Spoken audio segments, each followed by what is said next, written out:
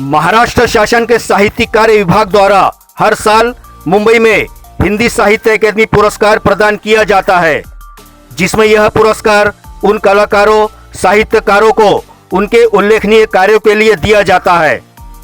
इसी श्रृंखला में 2022-23 के लिए नागपुर निवासी कवित्री व साहित्यकार मधु शुक्ला को भी यह पुरस्कार प्रदान किया गया। ज्ञात हो कि साहित्यकारा मधु शुक्ला को उनके द्वारा लिखी गई उपन्यास बेगुनाह के लिए उन्हें महाराष्ट्र राज्य हिंदी साहित्य अकादमी द्वारा जैनेन्द्र कुमार पुरस्कार प्रदान कर सम्मानित किया गया। मुंबई में महाराष्ट्र राज्य हिंदी साहित्य अकादमी पुरस्कार प्राप्त करने के बाद अपने नागपुर आगमन पर उन्होंने हिंद उजाला न्यूज से अपने साहित्यिकी क्षेत्र में बीते वर्षों के अनुभवों को भी साझा किया। इस अवसर पर उन्होंने आज की युवा पीढ़ियों को एक बेहतरीन संदेश भी दिया। मैडम, सबसे पहले तो आपको चैनल की तरफ से बधाई कि आपको साहित्यिकी में पुरस्कार मिला है। ये बताइए कि आपको महाराष्ट्र राज्य साहित्यिकी अकादमी का जो पुरस्कार मिला है वो आपकी किन उपलब्धियों को लेकर मिला है? नमस्ते, मैं मधु शुक्ला। जो मुझे ये महाराष्ट्र अकादमी का पुरस्कार मिला है ये मेरे उपन्यास बेगुनाह पर मुझे प्राप्त हुआ है। किस विषय पर है ये जो है आजकल के डॉक्टर्स की कुछ धांधलियों पर लिखा गया है, जिसमें एक बेगुनाह व्यक्ति डॉक्टर ही था, वो फंस जाता है, परंतु बाद में सच्चाई तो है ही है, मतलब अस्तोमा सदगम है, तो अपने आप सच्चाई सामने आती है। जो थे अपराधी उनको सजा मिली फिर पर इसके अलावा आप अभी तक किन किन पुरस्कारों से पुरस्कृत हुई है? सबसे पहले मुझे हरिवंश राय बच्चन कविता पर पुरस्कार मिला, फिर उसके बाद महालक्ष्मी पुरस्कार मिला, फिर कई सम्मान पत्र तो कम से कम 100 के ऊपर मिल चुके हैं, और फिर शैलेश साहित्य कुंज इसी साल मिला मुझे, फिर जबलपुर में कादम्बरी पुरस्कार मिला, और इस तरह से कई पुरस्कार मिलते रहे समय समय पर, क्योंकि कई जगह तो ये उपन्यास कविता पर मिले हैं और कई जगह मैं जो है निर्णायक बन के गई तो उसके लिए मिले हैं, कई जगह स्वागत के लिए मिले, इस तरह से कई पुरस्कार मिल चुके हैं। जीवन में आपकी लेखनी की शुरुआत है कैसे क्या हुई ये बताइए। मेरी लेखनी की शुरुआत तो बहुत ही अजीब ढंग से हुई है। पहले मैं एक शब्द नहीं लिखती थी, क्योंकि ना मेरे मायके में कोई लेखक है ना ससुराल में कोई लेखक है। सबसे पहले जो मैंने कविता लिखी थी हमारी प्रिंसिपल, क्योंकि मैं सेंट जोसेफ कॉन्वेंट में हिंदी की अध्यापिका रह चुकी हूँ, तो उनके विदाई समारोह के लिए मुझे कहा गया लिखिए। पहले तो मैं घबरा गई कि कैसे लिखें, पर जाने माने कवि उस समय तिवारी जी थे, उन्होंने कहा इसमें लिखने में कौन सी बड़ी बात है। उन्होंने थोड़ा सा मुझे मार्गदर्शन किया तो मैं लिखा। उसके बाद तो जितने भी समारोह हुए उसके लिए मुझे कविताएं लिखने का जो है सुअवसर प्राप्त हुआ और मैंने लिखना शुरू किया। फिर अभी तक आपने कितनी पुस्तकों का लेखन कर लिया है? अभी तक मेरी 6 पुस्तकें हो चुकी हैं, 2 कविताओं की हैं, कहानी, नाटक। और नाटक से मैंने शुरुआत की थी, क्योंकि स्कूल में छोटे मोटे नाटक होते रहते थे तो उनके लिए नाटक लिखती रही, फिर उनका संग्रह किया। सबसे पहली मेरी नाटक की किताब थी ढोल की पोल, और उसी के 11 नाटक आकाशवाणी पर प्रसारित भी हो चुके हैं।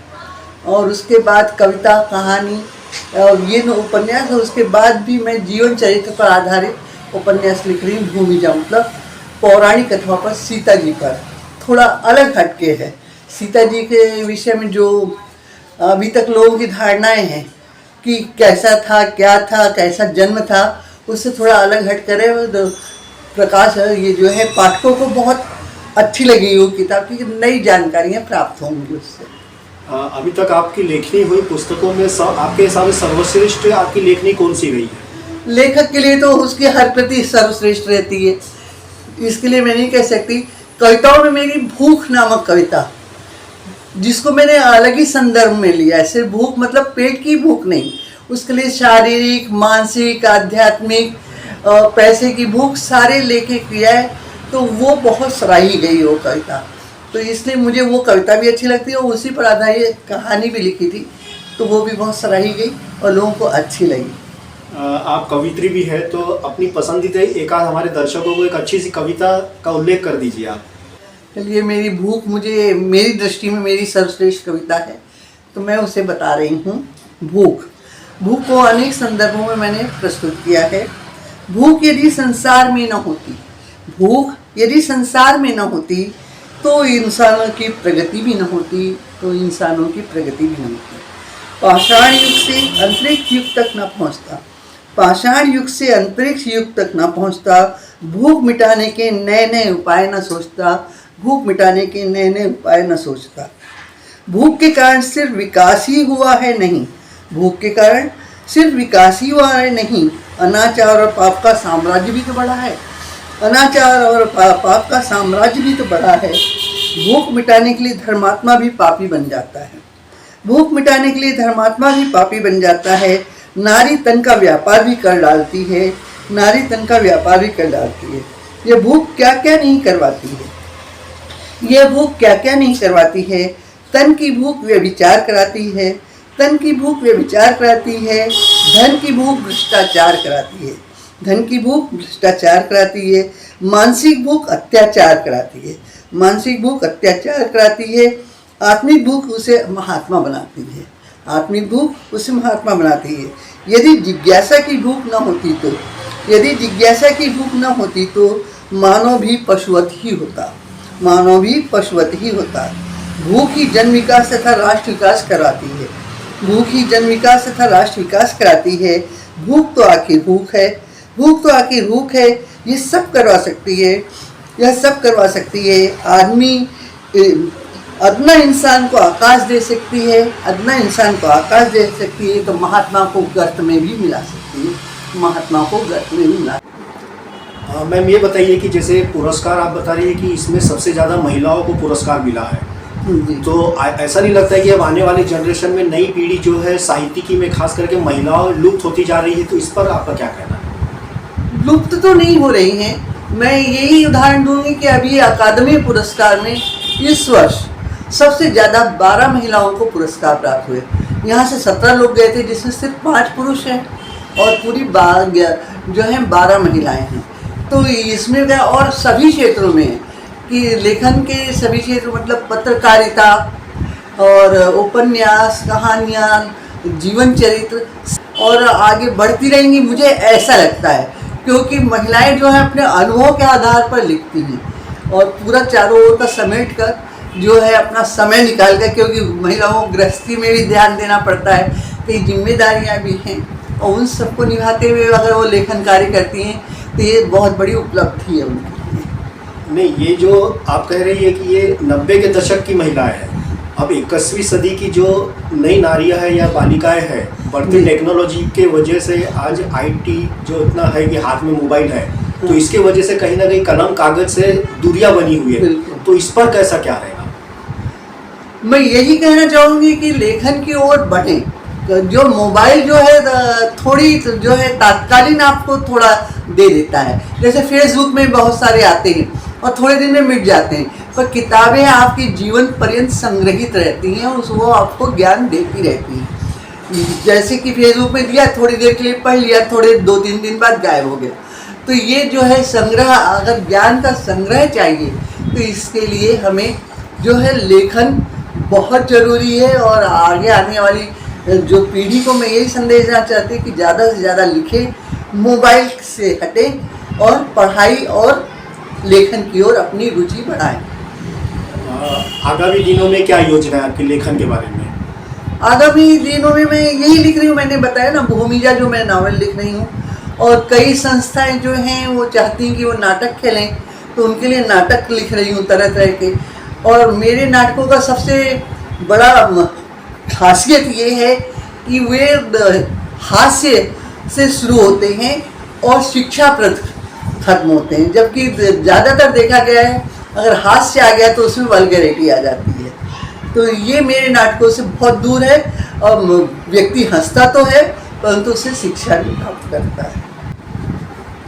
अभी आप इतने संस्थानों से पुरस्कृत हो चुके हैं, तो अभी कौन से पुरस्कार प्राप्त करने की आपकी इच्छा है? अब वही राष्ट्रीय पुरस्कार ही रह गया। इसके बाद अगर कोशिश करेंगे, अगर लेखनी में दम है तो वो भी प्राप्त कर सकते हैं। नई जनरेशन को क्या संदेश देना चाहेंगे?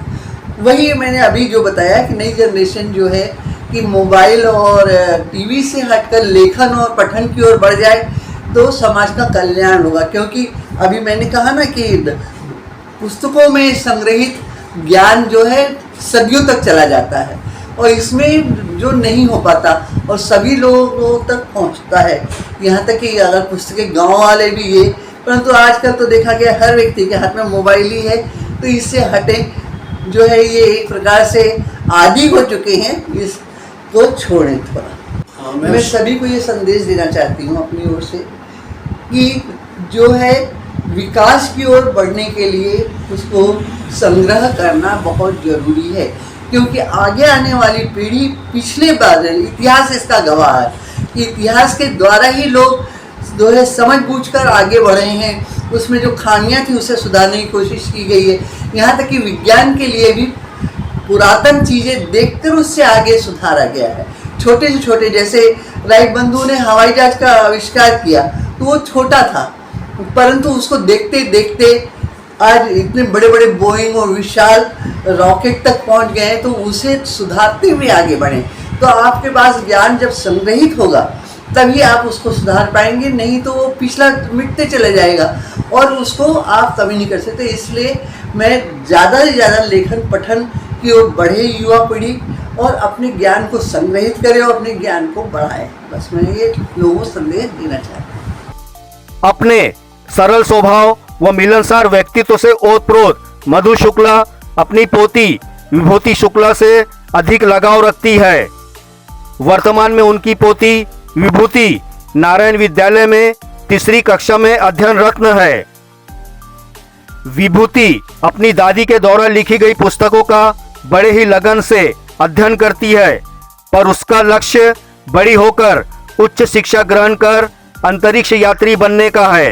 विभूति शुक्ला मेरा नाम है। कौन सी क्लास में आप? मैं हूँ 3rd A में। जैसे आपकी दादी लेखनी करती है तो क्या आप भी बड़े होकर लेखन कार्य में जुड़ेंगे? मैं एस्ट्रोनॉट बनूंगी। क्या बनोगे? एस्ट्रोनॉट। क्यों दादी समान आप लेखन कार्य नहीं करोगे? नहीं, मेरे को एस्ट्रोनॉट ही बनना पसंद है। तो उसके साथ साथ अच्छा, दादी लेखन कार्य करती है, दादी के बारे में बोलिए, कैसा लिखती है उनकी आपको पसंद है उनकी पुस्तक? हाँ, वो अच्छे से लिखती हैं, उन्होंने बहुत पुस्तक लिखी हैं। बहरहाल साहित्यकार व कवित्री मधु शुक्ला की पोती आज नारायण विद्यालय के तीसरी कक्षा में अपनी शिक्षा ग्रहण कर रही है, परंतु उसने जीवन में अपना एक लक्ष्य निर्धारित कर रखा है, अंतरिक्ष यात्री बनने का। इसके लिए हिंद उजाला न्यूज की ओर से विभूति शुक्ला को शुभकामनाएं कि वह अपने लक्ष्य में सफल हो। नागपुर से ग्राउंड रिपोर्ट कृष्णा यादव।